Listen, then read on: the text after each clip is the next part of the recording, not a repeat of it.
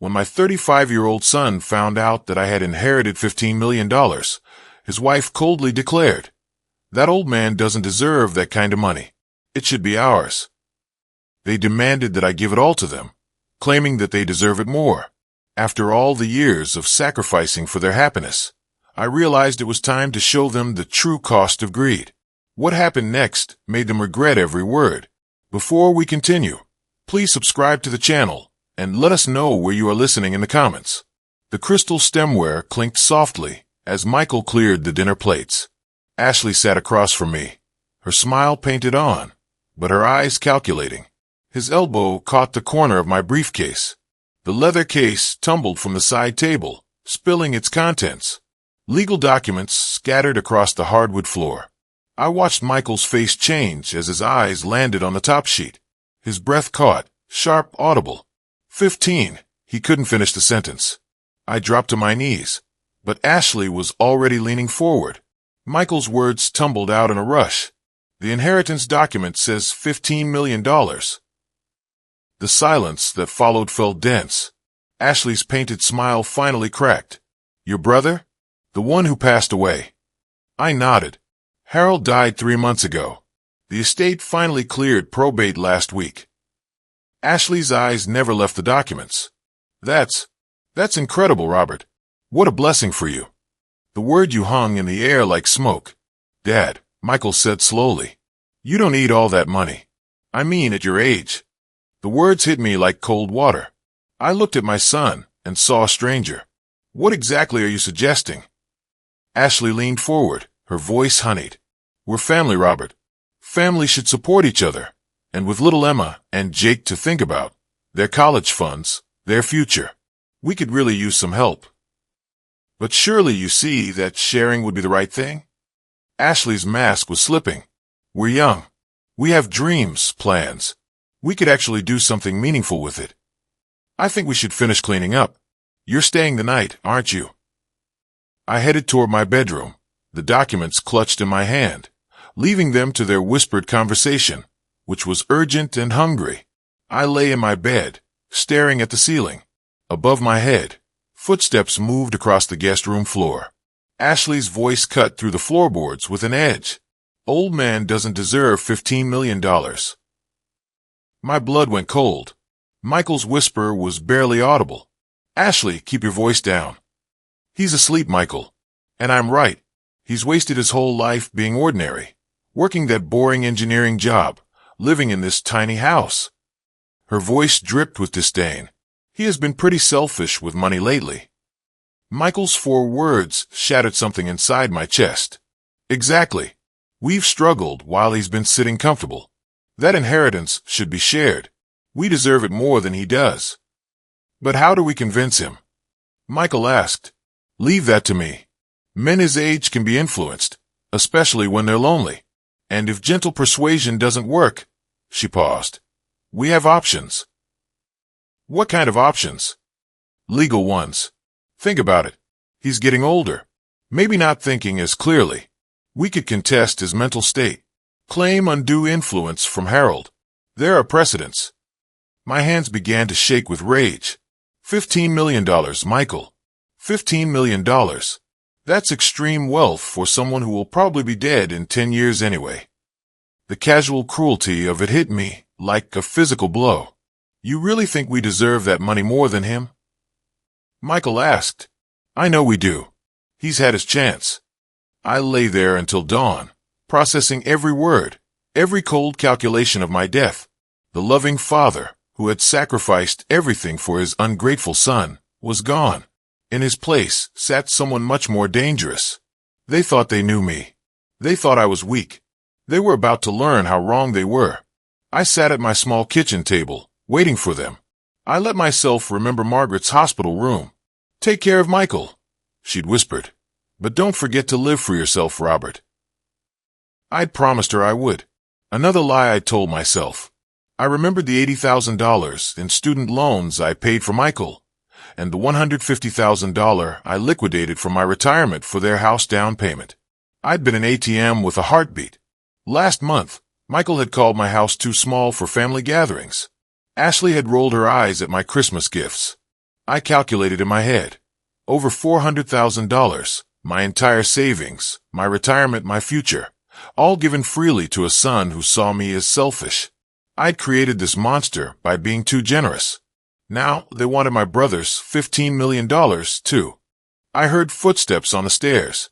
The generous, naive father had died somewhere between midnight and dawn.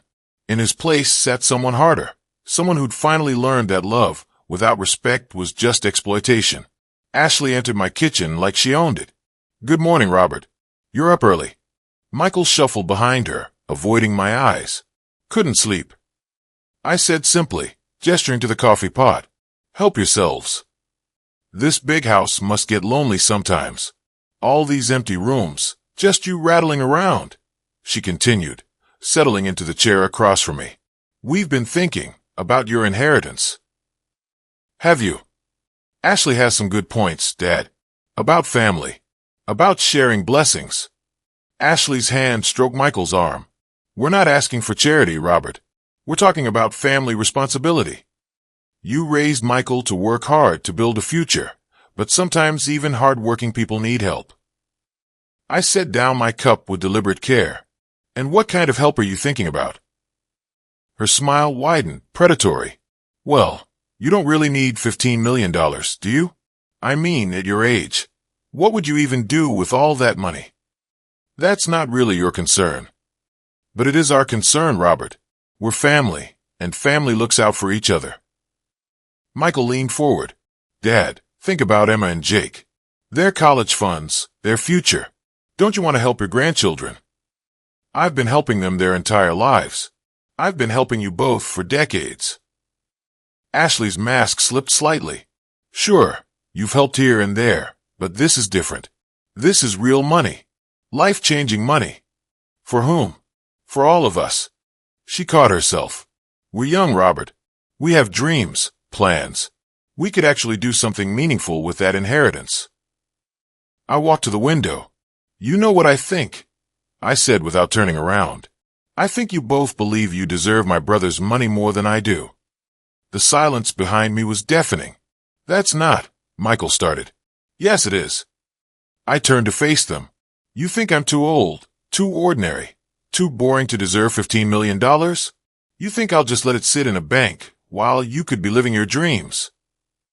Ashley's composure cracked. "Well, wouldn't you? What are you going to do with it, Robert? Buy a bigger house? Travel the world? You've never wanted anything.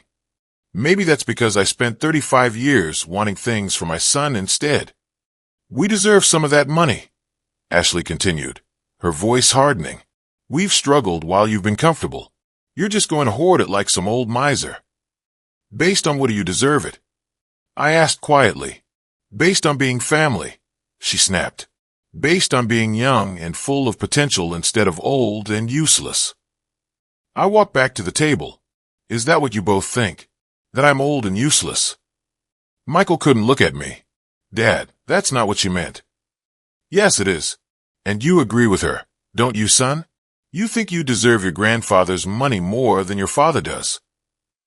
"Maybe we do," Michael said quietly.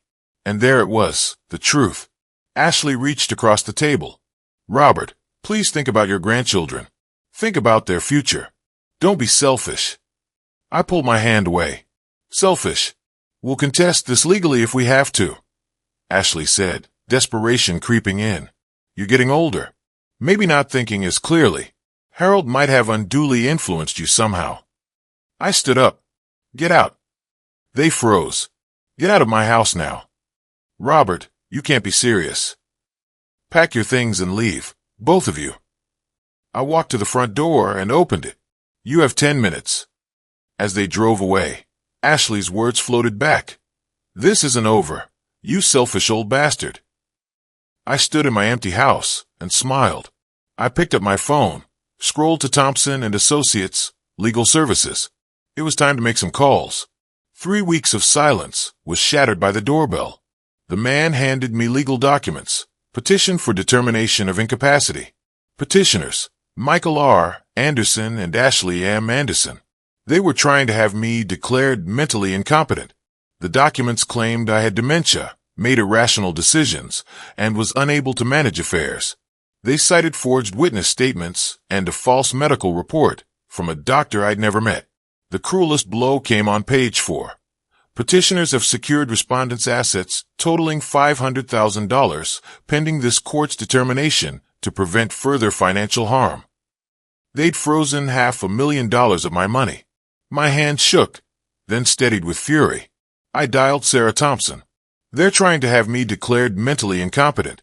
I have legal documents in front of me that are complete fabrications. Don't say another word over the phone. Can you be in my office in an hour? As I drove, one thought echoed. They thought they were fighting a confused old man. They were about to discover they declared war on someone with nothing left to lose and $15 million reasons to fight back.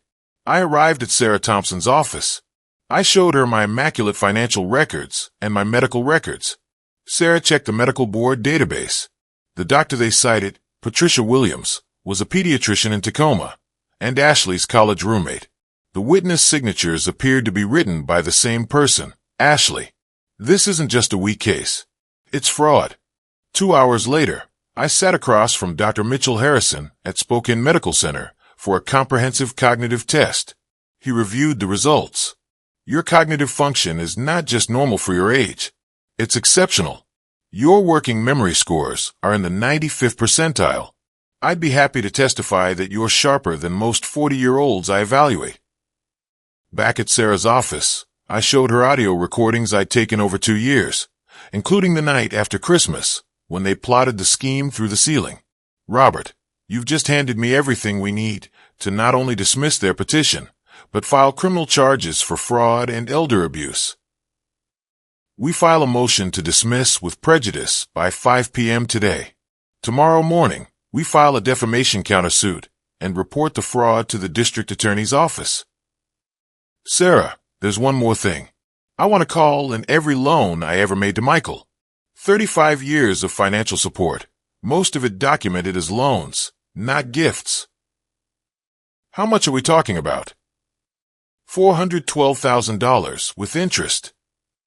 I left the office. I walked to my car and pulled out my phone, scrolling to Michael's contact. I let the phone rest. The trap was set. Returning home, I went to my home office and opened a new Excel spreadsheet. At the top, I typed Project Justice. I started with the numbers.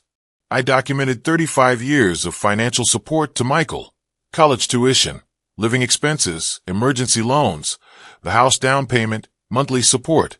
The total, $412,000. The patterns were revealing. Every major gift was followed within months by another request. I'd been feeding an addiction to my money. I cross-referenced the dates with my calendar records. During Michael's unemployment period last year, when they pleaded poverty, I found evidence he'd been working construction 3 days a week. When Ashley claimed they couldn't afford Emma school supplies, I discovered she'd posted photos of a weekend spa trip. They hadn't just been lying recently. They'd been lying for years. I opened a second spreadsheet, vulnerability assessment. Ashley's weakness was her social media presence, a desperate need for status and approval. Michael's weakness was deeper. He'd never learned to stand up to anyone, especially Ashley. Their greatest vulnerability was their entitlement. They'd never faced real consequences. I began sketching my strategy in flowchart form. Phase 1, legal defense complete. Sarah had destroyed the incompetency petition. Phase 2, financial pressure ready. Documentation for $412,000 in legitimate debts. Phase 3, social consequences pending. Expose Ashley's lies publicly. Phase 4, economic reality, execute when ready. Collapse their artificial lifestyle. I opened Ashley's Facebook profile and systematically screenshotted posts. Cabo vacation photos posted the same week they asked for grocery money. $300 shoes. Michael's new motorcycle during his supposed unemployment. I saved everything with timestamps. The clock showed 10:30 p.m. when I finally closed my laptop. Phase 2 would begin tomorrow. Margaret used to say I was too soft, too forgiving. She'd be proud of the man I was becoming. My morning coffee was interrupted by my phone buzzing. Ashley's post sat at the top of my Facebook feed, Already shared 47 times. Heartbroken by family elder abuse. Please share. It was a masterful manipulation, using photos of sad-looking children to paint me as a heartless miser hoarding $15 million. The damage spread quickly. Neighbors avoided me. The community was turning against me based on carefully crafted lies. I began systematic research, deconstructing her posts. Her timeline was full of staggering contradictions. A Christmas ski trip booked 5 days before she demanded money to feed the children. A new designer handbag collection during their supposed financial crisis. Michael's new, expensive hunting equipment while they were behind on mortgage payments. I cross-referenced every claim of poverty with evidence of extravagant spending. She thought social media was about emotions. She was right, but she'd forgotten that every post left digital fingerprints. Every lie she told was ammunition for my eventual response. The community center buzzed as I arrived for the monthly neighborhood association meeting. Ashley had arranged to focus on elder abuse awareness, but I had also requested 15 minutes to address recent misunderstandings. My manila folder, labeled Financial History 1995 to 2025, felt substantial. Ashley began, her voice trembling with practiced emotion, gesturing to posters of empty cabinets and sad children. While my father-in-law hoards $15 million, our children eat cereal for dinner. Murmurs of outrage rippled through the crowd. Mr. Anderson, the chair said, would you like to respond? I stood slowly, carrying my folder to the podium. Ashley mentioned documentation. I've brought 30 years of financial records. Let's examine the actual facts. I spread bank statements across the display table. These show monthly transfers of $2,000 to Michael Anderson for the past 3 years. That's $72,000. The room's energy shifted. Ashley's smile faltered. This receipt shows a $150,000 down payment for Michael and Ashley's house, paid from my savings account in September 2019. I listed more. College tuition, $45,000. Living expenses, $35,000. Post-graduation loans, $67,000. The total financial support I've provided to my son and daughter-in-law over 35 years, $412,000. The silence was profound. I connected my laptop. Let's look at some of her Facebook posts. Ashley's vacation photos and expensive purchases filled the screen. The Cabo Beaches posted the same week they requested grocery money. The $300 shoes shown off during their supposed crisis. Michael's new motorcycle during his unemployment. The timestamps were devastating. Ashley was on her feet. Those posts are out of context. You're manipulating. But the room had turned. Neighbors approached with embarrassed apologies. Robert, we're sorry we believed. We owe you an apology. As Ashley stormed toward the exit, Michael in tow, I packed my materials. The truth had done its work. Michael arrived at the construction site Monday morning. His co-workers avoided eye contact. His boss, Mike Rodriguez, emerged with a grim expression.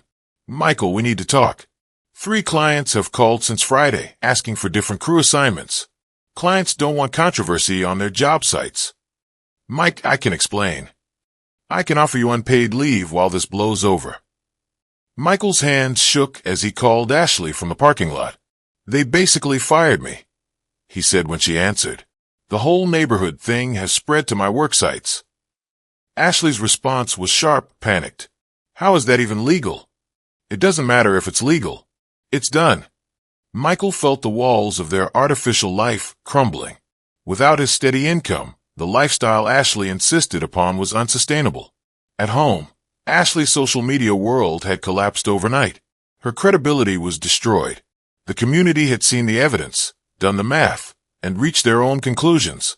Ashley spread their bills across the kitchen table. We can't survive without his help, she admitted bitterly. We've been living beyond our means for years. Michael stared at the evidence. Without Robert's consistent support, they faced disaster within months. Desperation drove them to Robert's door. Their knock was tentative. We need to talk, Ashley said, attempting her old manipulation tactics. Robert stepped aside, his body language distant. Maybe we can work this out, Dad, Michael added weakly. Robert listened patiently, then responded with devastating calm. Ashley, you called me mentally incompetent. You tried to have me declared incapable of managing my own affairs. You lied to our entire community about my character. But we could drop all that legal stuff, Ashley interrupted. We just need some help getting back on our feet. I helped for 35 years. You responded by calling me selfish and senile. Dad, please. We're family. Robert's laugh was cold. Family doesn't forge documents. Family doesn't try to steal inheritances. Family doesn't humiliate each other publicly. Ashley's composure finally cracked. We'll lose everything. You should have thought of that before you decided I was too old and useless to deserve my own money. Finally, Robert stood. The time for working things out has passed. You made your choice at Christmas. As they reached their car, Ashley turned back. This isn't over, Robert. We know where that money came from. We know what you're really like. 7 days later, I sat across from Sarah Thompson reviewing a thick legal folder marked Anderson versus Anderson Financial Recovery Action. Robert, this is the most comprehensively documented debt recovery case I've ever seen. The legal basis was rock solid. The numbers were staggering. Principal amount $280,000 in documented loans. Interest at standard personal loan rates, $147,000. Total debt, $427,000. They challenged your mental competency, Sarah said. Now they faced the consequences of that decision. The legal documents were prepared with ruthless efficiency. Demand for immediate payment and asset attachment orders for their house and vehicles. 30-day ultimatum before forced bankruptcy. At their home, the process server delivered the documents. Michael grabbed the papers. Dad kept records of everything. Every loan, every payment, every promise to repay. Their attorney confirmed their worst fears. These appear to be legitimate promissory notes. Your father has legal standing to collect. Ashley paced frantically. He planned this whole thing. Every dollar he gave us was a trap. No, Michael said quietly, finally understanding. Every dollar was a test. We failed. The bankruptcy lawyer was blunt. You have 30 days to negotiate or face forced liquidation of assets. Your father holds all the leverage. That evening, my phone rang at 6 p.m. caller ID. My son, Michael. I stared at the display for 3 rings, then turned the phone off entirely. The first warm day of late winter found me in my garden. Ashley's aggressive stride across my lawn shattered the peaceful afternoon. We need to settle this now, she announced. $400,000. You're trying to destroy us. I straightened slowly. I'm trying to collect debts you've owed for years. Ashley thrust papers at me. Some of these were gifts. Christmas presents, birthday money, help with groceries were documented as loans with your husband's signature. Would you like to see the original promissory notes? Michael stepped forward, desperate. Dad, think about Emma and Jake. Your grandchildren will lose their home. I've been thinking about them for years. That's why I documented everything. I met his eyes directly. I planned for the possibility you'd become ungrateful. Ashley's face contorted with rage. You planned this from the beginning. I planned for accountability. I hoped it would never be necessary. Michael's shoulders sagged. Ashley, we need to stop. This isn't working. Don't you dare give up now, she snapped. But something had changed in Michael's expression. He looked directly at me. Dad, we were wrong. Completely wrong about everything. Ashley whirled on him. Michael, what are you doing? I'm apologizing to my father for 30 years of taking him for granted. Michael's voice broke. I'm recognizing that you've been manipulating both of us. Michael, I'm offering you a choice, I said quietly. Accept responsibility for what you owe and work out a payment plan, or face bankruptcy with Ashley. But the free money stops today. Ashley's eyes blazed. Choose Michael. Him or me. Michael looked between us. I choose what's right. Ashley's scream of rage could be heard 3 blocks away. She stormed to their car. If you're not in that car in 30 seconds, don't bother coming home. Michael watched her reverse out of the driveway. He made no move to follow. She'll come back, he said quietly. Probably. The question is whether you'll take her back. I handed him a small shovel. Can I help with the planting? These won't bloom until next spring. Some things take time to grow properly. We worked in comfortable silence. My son, really present for the first time in decades. Dad, he said eventually, I don't know how to apologize for 35 years of selfishness. Start with today. Make different choices going forward. The debt, I'll pay every penny back. It might take years. I know you will. That's why you're here planting flowers instead of driving away with Ashley. We finished planting. These bulbs, Michael said. They're really not going to bloom until next year. Next spring. The best things are worth waiting for. As darkness settled, I looked at the planted bulbs and felt hope. Real family love required respect, not just obligation. It demanded accountability, not just forgiveness. For the first time in decades, I had both. If you like this story, please like this video, subscribe to the channel, and share your impressions of this story in the comments. To listen to the next story, click on the box on the right. Thank you for watching.